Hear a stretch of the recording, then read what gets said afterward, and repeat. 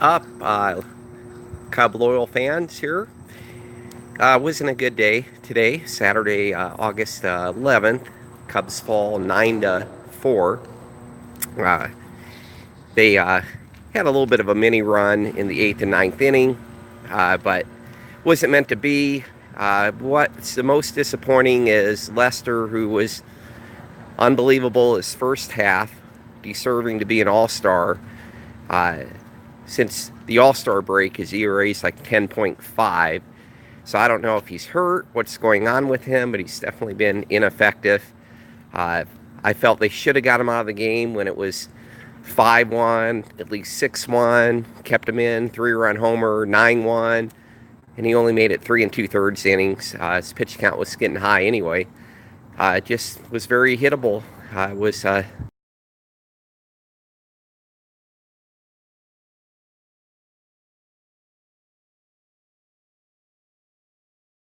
think he had maybe one quality start in the last 8 outings. And like I read on Twitter, 10.5.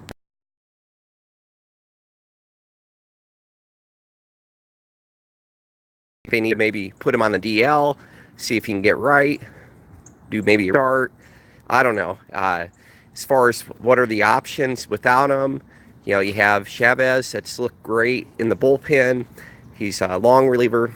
He has started before. Madden kind of mentioned that, he's versatile, so kind of hinted to he could start him down the road. Looking at the options in Iowa, their ERAs aren't great.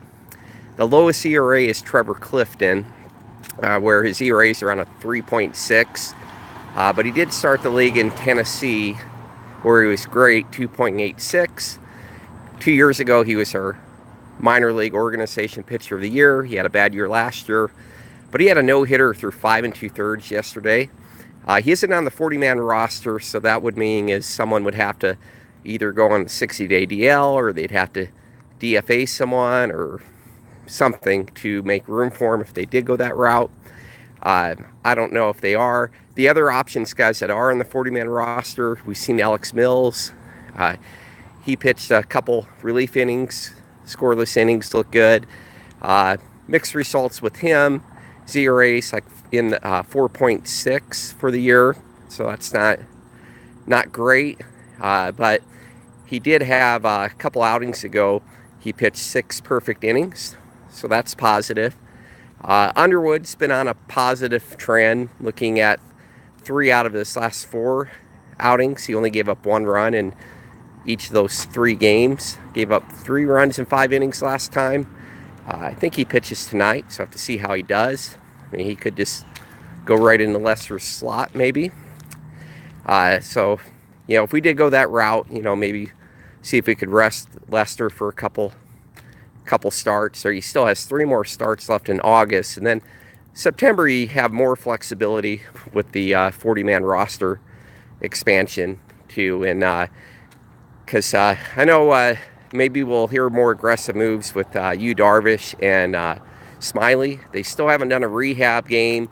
They've been doing some simulation games. In the last report I got today, Smiley, if we get anything out of him this year, would be a miracle. But we knew what we were getting into. Signed him a 2-year contract.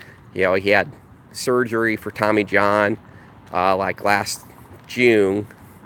So over a year ago. So it can sometimes take a year and a half. We were thinking best case scenario, maybe he comes back in September, and that's his goal. Could happen. But I don't know. We're looking at a guy that hasn't been effective as a starter in 3 years.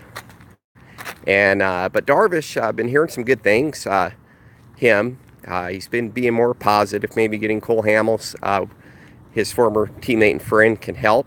And so maybe we'll hear some news. I think originally they were thinking September 1st, maybe a week or 2 before September, get him a rehab start or 2.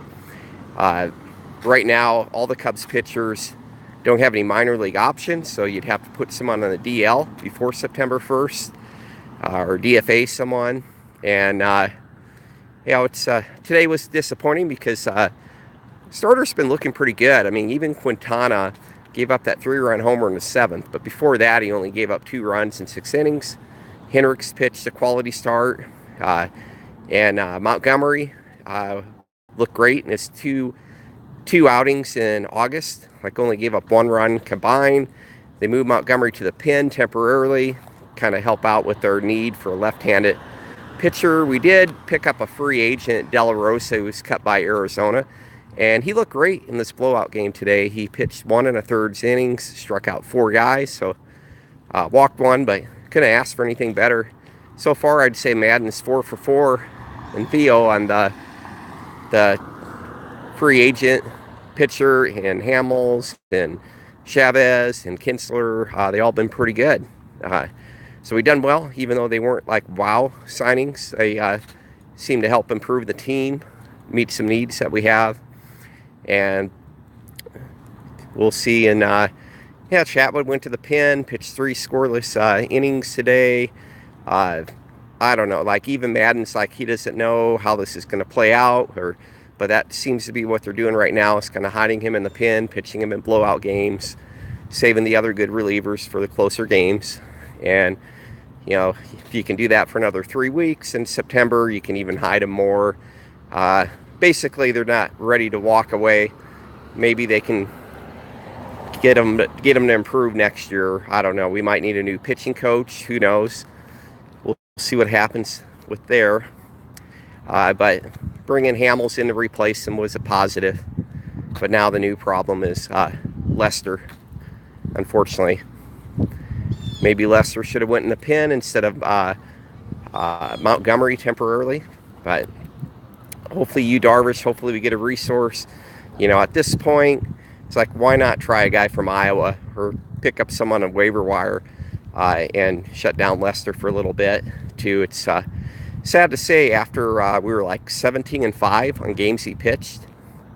And I mean, he was pitching some gems where he won like 12. He was like 12-2 at one point, I know. But he went from the best or ace to looking like our worst starter right now. It's just the reality. Cubs bats got to help out a little bit more. These last 2 games, they didn't get a double, an extra base hit, until last out of the 9th inning. Sobers comes in, pinch hit, brings in 2 guys, hits a double. Made the game look a little bit closer, 9-4.